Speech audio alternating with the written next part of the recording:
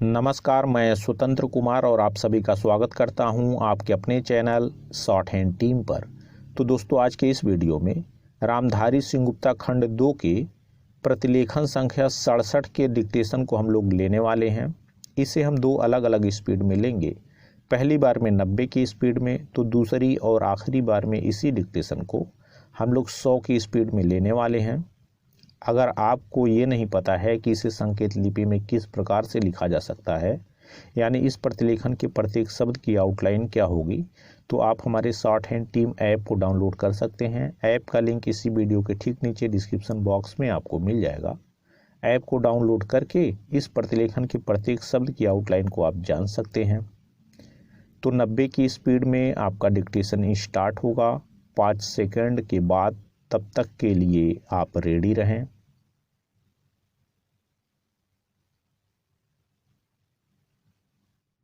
Start. महोदय, मुझे इस बात से बड़ी प्रसन्नता है कि आप लोग जो आदिम जातियों के हित में अपने अपने तरीकों से कार्य करने में रत हैं और जिन्हें आदिम जातियों की सेवा करने का प्रयास करने वालों के सामने आने वाली समस्याओं से अब तक काफ़ी परिचय हो गया है। आज इस सम्मेलन में इस विचार से समवेत हुए हैं कि इस महान समस्या पर सम्मिलित रूप से विचार किया जा सके और आदिम जातीय लोगों की सेवा के लिए एक समन्वित योजना तैयार की जा सके। भारत के संविधान ने देश की सरकार का यह अनिवार्य कर्तव्य विहित कर दिया है कि वह इस समस्या पर विशिष्ट ध्यान दे। अपने इस अनिवार्य कर्तव्य का पालन करने के लिए सरकार ने इस कार्य की देखभाल हेतु एक विशिष्ट पदाधिकारी नियुक्त किया है। आप सब लोग श्री लक्ष्मी दास श्रीकांत को जानते हैं। आदिम जातियों के हितार्थ कार्य करना उनके जीवन का उद्देश्य है और अब तक रहा है। किंतु यह समस्या इतनी उलझी हुई और जटिल है कि इसके लिए अनेक विचारवान व्यक्तियों के सहयोग की आवश्यकता है और इसलिए आज आप यहाँ एकत्रित हुए हैं, जिससे आप इस समस्या के स्वरूप को और अधिक स्पष्ट करने तथा इसको शीघ्र सुलझाने के लिए प्रभावी कार्यक्रम तैयार करने में अपना महत्वपूर्ण अंशदान कर सकें। पैरा। भारत में अनुसूचित आदिम जातियों के नाम से ज्ञात लोगों की जनसंख्या लगभग 2 करोड़ है।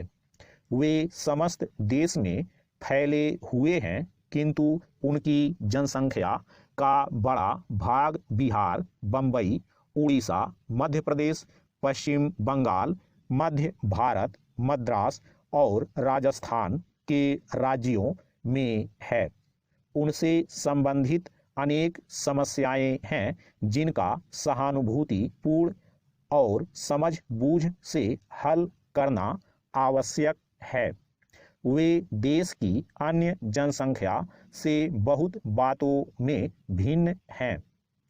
उदाहरणार्थ, उनकी भाषाएं विभिन्न हैं, उनके रीति रिवाज भिन्न हैं, उनके रहन सहन का तरीका अलग है और साधारणतया यह कहा जा सकता है कि वे इन विभेदों के कारण अन्य लोगों से सहज में ही अलग पहचाने जा सकते हैं।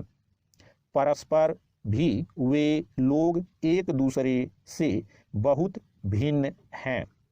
विभिन्नताओं के कारण उनकी समस्या को सुलझाना कठिन हो जाता है।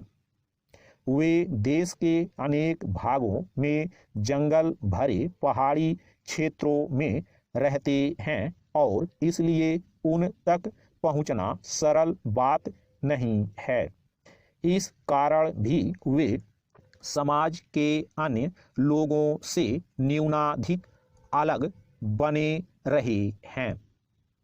यह स्वाभाविक है कि वे लोग शिक्षा में अन्य लोगों से पिछड़े हुए हैं और उनकी आर्थिक स्थिति भी खराब है। कुछ स्थानों में तो उन्होंने खेती बाड़ी आरंभ कर दी है, किंतु अनेक स्थानों में वे अभी अस्थायी दृष्टि से कृषक नहीं हो पाए हैं। वे जो कुछ खेती बाड़ी करते हैं वह भी बहुत ही पुराने युग की सी है। उनके यहाँ काटने बुनने की किस्म के कुछ कुटीर उद्योग हैं और कुछ आदिम जातियाँ तो बुनावट में बड़ी ही सुंदर डिजाइन डाल लेती हैं। ये साफ सुथरे और खूबसूरत बने हुए घरों में रहते हैं। स्टॉप। दोस्तों, इसी डिक्टेशन को दूसरी बार में हम लोग 100 की स्पीड में लेंगे और आपका समय स्टार्ट होगा 5 सेकंड के बाद। तब तक के लिए आप रेडी रहें।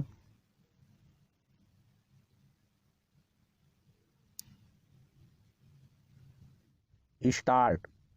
महोदय, मुझे इस बात से बड़ी प्रसन्नता है कि आप लोग जो आदिम जातियों के हित में अपने अपने तरीकों से कार्य करने में रत हैं और जिन्हें आदिम जातियों की सेवा करने का प्रयास करने वालों के सामने आने वाली समस्याओं से अब तक काफ़ी परिचय हो गया है।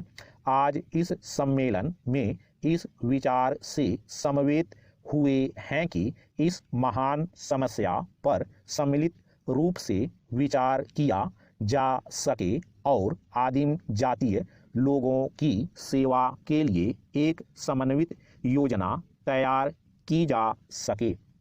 भारत के संविधान ने देश की सरकार का यह अनिवार्य कर्तव्य विहित कर दिया है कि वह इस समस्या पर विशिष्ट ध्यान दे।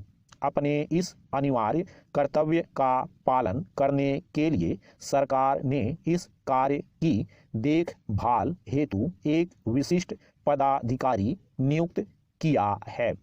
आप सब लोग श्री लक्ष्मी दास श्रीकांत को जानते हैं।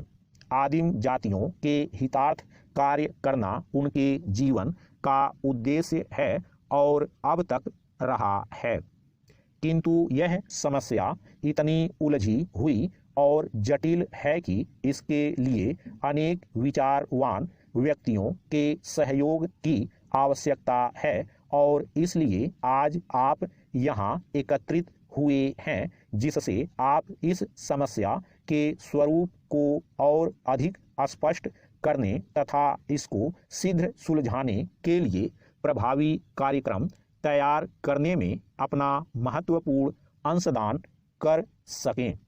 पैरा। भारत में अनुसूचित आदिम जातियों के नाम से ज्ञात लोगों की जनसंख्या लगभग 2 करोड़ है।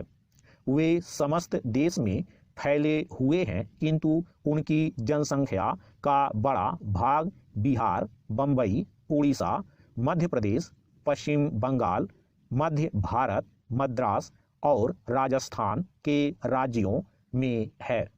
उनसे संबंधित अनेक समस्याएं हैं जिनका सहानुभूति पूर्ण और समझ-बूझ से हल करना आवश्यक है। वे देश की अन्य जनसंख्या से बहुत बातों में भिन्न हैं।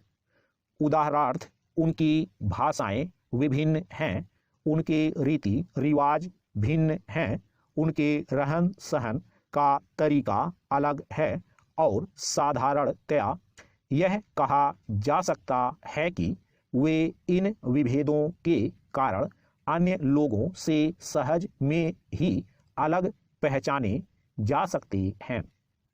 परस्पर भी वे लोग एक दूसरे से बहुत भिन्न हैं।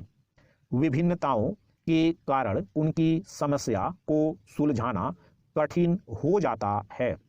वे देश के अनेक भागों में जंगल भरे पहाड़ी क्षेत्रों में रहते हैं और इसलिए उन तक पहुंचना सरल बात नहीं है। इस कारण भी वे समाज के अन्य लोगों से न्यूनाधिक अलग बने रहे हैं। यह स्वाभाविक है कि वे लोग शिक्षा में अन्य लोगों से पिछड़े हुए हैं और उनकी आर्थिक स्थिति भी खराब है। कुछ स्थानों में तो उन्होंने खेती बाड़ी आरंभ कर दी है, किंतु अनेक स्थानों में वे अभी अस्थायी दृष्टि से कृषक नहीं हो पाए हैं। वे जो कुछ खेती बाड़ी करते हैं वह भी बहुत ही पुराने युग की सी है। उनके यहाँ काटने बुनने की किस्म के कुछ कुटीर उद्योग हैं और कुछ आदिम जातियाँ तो बुनावट में बड़ी ही सुंदर डिजाइन डाल लेती हैं।